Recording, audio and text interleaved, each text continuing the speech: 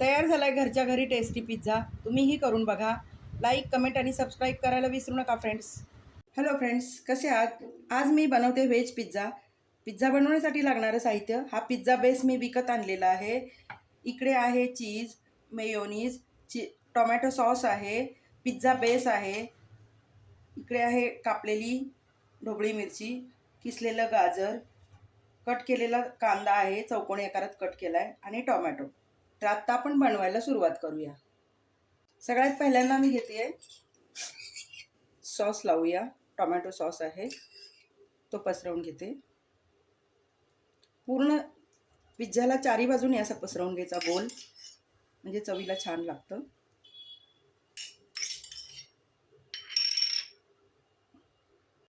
आत्ता पिझ्झा बेसला मी लावते मेयोनीज. तेही छान पसरवून घ्यायचं. सगळं असं कडेपर्यंत गोल पसरवून घ्यायचं. पिझ्झाला छान चव येते. आता लावते पिझ्झाचं टॉपिंग. हेही छान असं कडेपर्यंत पसरवून घ्यायचं. चव सगळी मिक्स झाली पाहिजे, मेयोनीज, टोमॅटो केचप आणि टॉपिंगचं. त्यामुळे ते चवीला छान लागतं. हे बघा, आता माझं छान असं पसरवून झालेलं आहे. आत्ता घालूया भाज्या. कांदा असा सोडवून घ्यायचा, जाडा तसाच नाही घालायचा. एक एक असं काढून सोडून घ्यायचं चौकोनी आकारात, म्हणजे चवीला पण छान लागतो आणि दिसायला पण खूप छान लागतो आणि तो शिजला जातो. आत्ता घालूया ढोबळी. असं छान पसरवून घ्यायचं, घाई गडबड करायची नाही. सगळे तुकडे व्यवस्थित पसरले पाहिजेत. आत्ता घालूया टोमॅटो. तोही असा पसरवून घ्यायचा चारी बाजूनी. सगळ्या भाज्या व्यवस्थित पसरल्या पाहिजेत, तरच त्या पिझ्झाला छान चव येते आणि दिसायलाही छान दिसतो. आत्ता घालूया थोडंसं, मी किसलेलं गाजर होतं माझ्याकडे, तर ते पण मी घालते.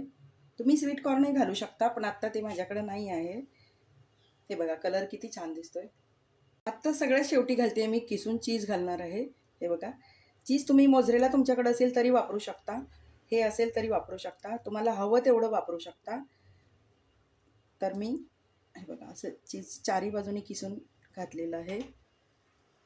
चीजमुळे एक चव छान लागते आणि खूप छान होतं पण. आता पिझ्झावरती मी हे सगळं साहित्य पसरवून घेतलेलं आहे. आता याला मी शेकून घेते. आता मी शेकण्यासाठी पिझ्झा ठेवणार आहे. हे बघा, असा अलगट ठेवणार. आता ठेवते झाकण.